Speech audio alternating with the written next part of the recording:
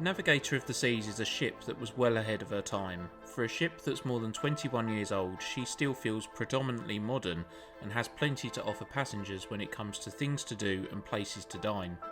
In this review, we'll cover everything that wowed us aboard Navigator of the Seas, as well as the areas we think that could have been improved. For the age of the ship, we would expect to see plenty of wear and tear and parts which need a good deal of attention when it comes to maintenance. But it has to be said, we struggled to find any, and believe us, we tried hard to find some. Furnishings and fittings in bars, lounges and restaurants were in excellent condition, as were the pool areas, which is usually a good indicator of a ship's age. The only areas on board which gave a good indication of the ship's age were the cabins. During Navigator's extensive $115 million refurbishment, cabins had new carpet laid and need to address issues were taken care of. But fixtures and fittings such as the storage, vanity unit and bathroom amenities stayed the same. When we know we're going on a fairly old ship, we try and adjust our expectations, and Navigator did meet them. The cabins are dated and are certainly not as practical, comfortable and as pretty on the eye as the cabins on Royal Caribbean's newer ships. But ultimately, we were happy with the standard balcony cabin we had. It was spacious, practical in terms of storage, and the bed was adequately comfortable. Standard balcony cabins such as this one measure 185 square feet or 17 square metres, which is about average for a cruise ship that sits in the mainstream cruise category. The balcony was also of a decent size, measuring 50 square feet or 5 square metres, and featured 2 reclining deck chairs and a breakfast table, which is quite hard to come by. The furniture was looking a little sorry for itself, and there were several areas that were screaming for some TLC, it has to be said. The TV in the cabin was a little old, but it was equipped with the interactive TV system you get on the newer ships with the company, which allow you to browse room service, check your cabin statement, and get general information about what's happening all around the ship. There were some movies on demand available, but the selection was very limited and were pay per view, which is an area where Royal Caribbean falls short of the likes of Princess and Holland America, which offer much better variety and are complimentary to passengers. When it comes to storage, there was bags of it. The wardrobes were of a decent size, you had plenty of cupboards and drawers comprised within the vanity unit, and you had a couple of bedside units with a small drawer and a shelf.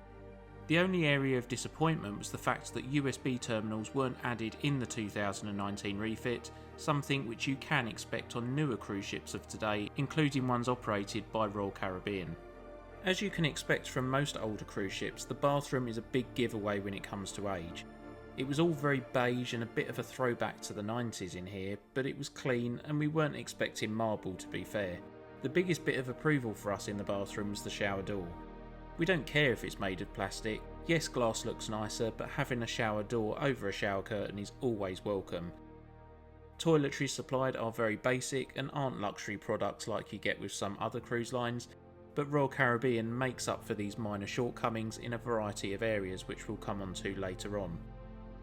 An area where we have been quite critical of other cruise lines is service.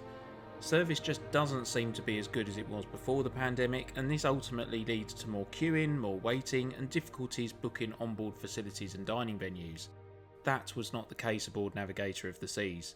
This ship was at full capacity, and that was very evident by the pools during the day, but despite so many people being on board, service was forever friendly and efficient, and we never had issues getting a seat in popular entertainment venues and being able to book specialty restaurants on board.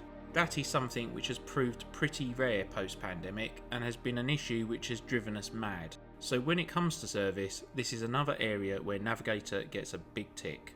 Let's talk food, and there's plenty of it. We'll start with the Windjammer, which is the buffet-style restaurant aboard Navigator of the Seas. The Windjammer is pretty well known in the cruising community, and for good reason, as it offers variety which is hard to beat, certainly in the mainstream cruise category which Royal Caribbean sits.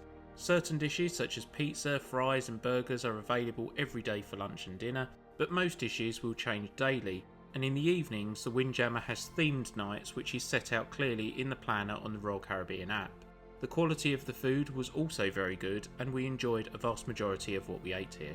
Found at the sides as you enter the Windjammer are 2 speciality restaurants. The first is Chops Grill, which is the Onboard steakhouse, serving a fine range of meat and seafood dishes, as well as a handful of vegetarian options including the goat's cheese salad, which was excellent. Chop Squirrel incurs a $35 per person supplement, however some dishes do incur an additional charge. As steakhouses go on a cruise ship, it was good, but the veranda aboard Cunard ships still proves impossible to beat. Jamie's Italian is mirrored on the starboard side, and this is where you can try a large variety of Italian and Mediterranean inspired dishes for lunch and dinner. This specialty restaurant is around $25 per person for lunch and $35 per person for dinner, but some dishes on the menu will also incur an extra supplementary charge. This is our least favourite specialty restaurant aboard Royal Caribbean ships. We've eaten here on 4 separate ships in the fleet, and each time we have found the food to be very disappointing and unreflective of the price charged. It falls incredibly short of the Italian restaurants on ships operated by other cruise lines, particularly Princess and Holland America. And it's no wonder that Jamie's Italian actually went bust in the UK due to a lack of customers, whom turned to better competition. We have tried sushi on plenty of cruise ships and with a variety of different cruise lines, but Azumi ranks as the best. Azumi is an exotic Asian-inspired dining experience which operates by a la carte pricing. You can expect dishes such as the crispy Courage chicken and tempura prawns to start, or you can choose dishes such as the incredible champagne lobster and salmon rolls for a main. When it comes to dessert, there are some great choices available, but the mochi ice cream would be our recommendation. The service here was also phenomenal, and the large floor-to-ceiling windows provide great views as you dine, making this an all-round great choice when it comes to lunch and dinner. Located near poolside on Deck 11 is El Loco Fresh, which serves up Mexican flair that's insanely delicious. You can grab tasty burritos, tacos and nachos for lunch and early dinner, and ranks as one of the best Mexican eateries we have tried at sea, and the best bit of all is that it's included in your cruise fare. Mirrored on the starboard side is the Royal Caribbean favourite Johnny Rockets Express, which serves up your favourite American diner classics to take away. Burgers, hot dogs, fries and the best milkshakes you are ever likely to try will incur a small charge. For most people, this will be as good as the Johnny Rockets on other Royal Caribbean ships, but if you are a vegetarian or a vegan, you will probably be as disappointed as us to find that there is no plant-based alternative on the menu, which seems odd when you consider that this option exists at Playmakers down on the Royal Promenade.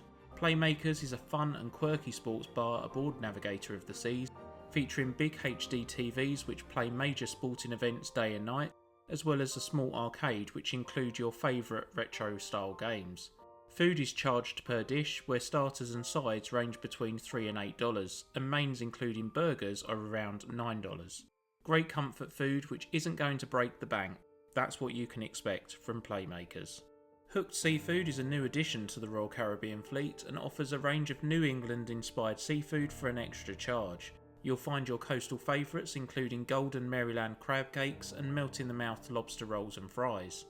For $43, it's a shame that they serve you the same fries that they serve up in the Windjammer.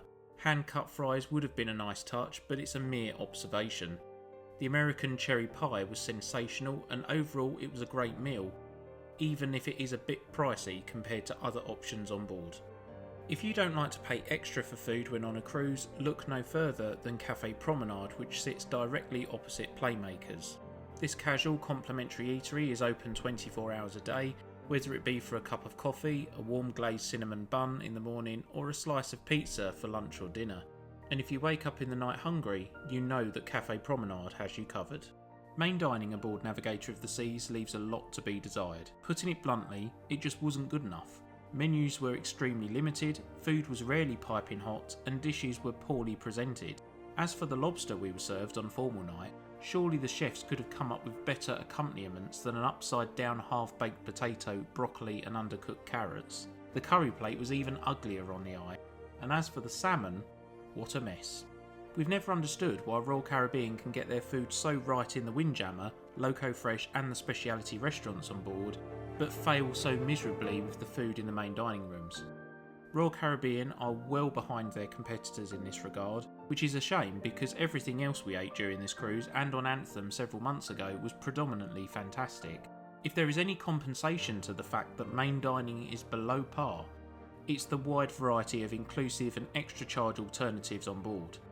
Overall, Royal Caribbean still gets a thumbs up when it comes to dining, as some of the food really was fantastic at other venues on board.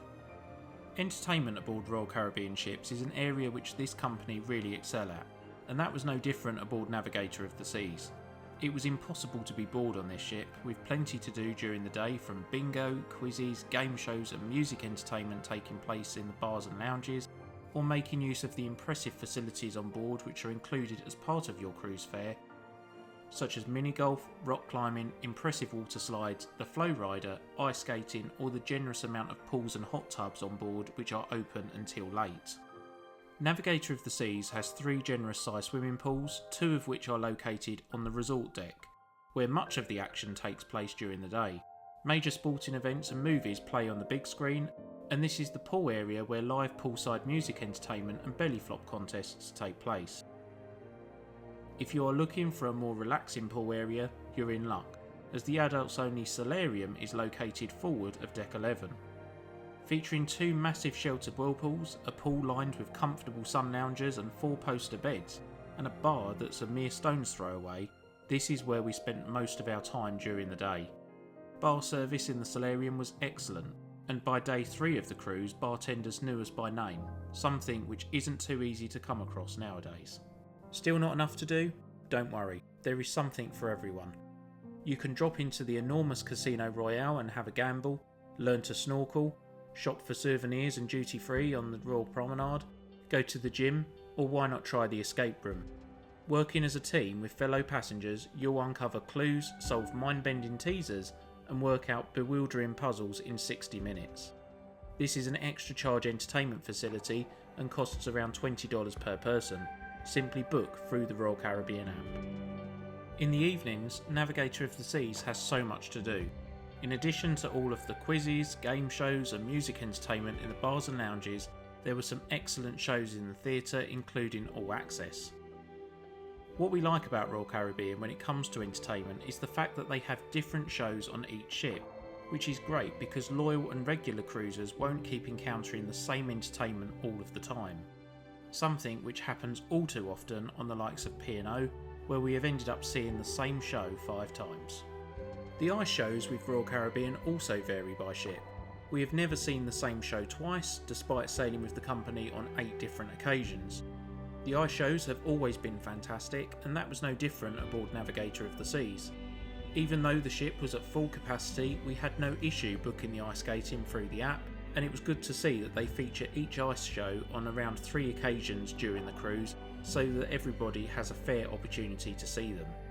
The Quest also features in Studio B, and if you've watched or participated in it, you'll know just how hilarious it can be. For those that haven't been or bared witness to the Quest, we won't give too much away. Just make sure you go to it the next time you sail on a Royal Caribbean ship with an ice rink. When it comes to drinks aboard Royal Caribbean ships, they really are quite expensive. Drink packages vary massively by cruise, but on our cruise they were charging $105 per person per day for the deluxe beverage package, which we think is utterly absurd. Coming from the UK, that's a price we struggle to comprehend for some drink. We don't spend that on a weekly shop at Tesco, but we realise that some of you will see the value in it, but check out the small print before you decide. The deluxe beverage package includes fountain soft drinks and refills at any venue, use of Coca-Cola freestyle machines found on the Royal Promenade, mocktails, still and sparkling water, premium teas and coffees, freshly squeezed fruit juice, cocktails, spirits, liqueurs, beer, cider and wine by the glass. However, gratuities may be added based on itinerary. All guests of legal drinking age in the same cabin must take out the package, doesn't include beverages served at licensed Starbucks on board, doesn't include room service, minibar or specialty beers listed on bar menus, and above all, no drinks charged over $13. However, there isn't a 15 drink cap like you get with many other cruise lines including Princess and Holland America, although they are much better packages when it comes to value for money. You also have the refreshment package, which entitles you to premium soft drinks from mocktails to specialty coffees. Expect this package to be around $29 to $36 per person per day, and be mindful that the same exclusions as the previous package will apply. The only package we take out with Royal Caribbean is the classic soda package, which is good value for us as it's around $13 per person per day. It entitles you to fountain soft drinks and refills all over the ship, And you also get a free souvenir cup to use at the Coca-Cola freestyle machines with hundreds of drink combinations to choose from. If you are likely to drink more than 4 soft drinks in a day, this package is a no-brainer. But what do you think of the drink packages with Royal Caribbean? Let us know in the comments below. Very rarely do we get to say this, but the Wi-Fi on this ship was a breeze. Royal Caribbean claim that Voom is the fastest Wi-Fi at sea, and to be honest, we fully endorse that claim, as we're yet to find a cruise line that does it better. Whatever Royal Caribbean ship we have been on or wherever we've been sailing to, we have never had trouble accessing the internet. We even managed to upload a couple of YouTube videos whilst on board, which would have been well beyond the realms of fiction with some other cruise lines. The basic package costs between $12 and $16 per day, and the premium package, which is suitable for streaming the likes of Netflix, costs between $20 and $26 per day. If you're somebody that's likely to lean towards a drinks package and like staying connected whilst away, keep an eye out for an offer which combines the two. We paid $21 per day for a classic soda package and basic Voom Wi-Fi. Of course, the internet isn't going to be as fast as it is at home, but for cruise ship standards, it's pretty damn good. Royal Caribbean is a cruise line that has never let us down. Yes, the food in the main dining was appalling, and the drink packages seem very overpriced to a couple of tight Brits. But those negatives blur into insignificance when you consider how great everything else was on board. Service is some of the best we have come across post-pandemic, food outside of main dining was generally excellent, and when it comes to the quality and variety of entertainment and things to do, Royal Caribbean is a company that is hard to beat for the money. As we said at the start of this video, Navigator of the Seas is a ship that was well ahead of her time. She is in great condition and is very well maintained, and much of the time it feels like you're on a new ship, not one that's more than 2 decades old. If you're somebody that's only sailed on the newer classes of ship with Royal Caribbean and you're reluctant to try Navigator as one of the older ships in the fleet, don't be. This is a ship that has plenty to offer in every regard, and it's fair to say that this is a ship that's still got it.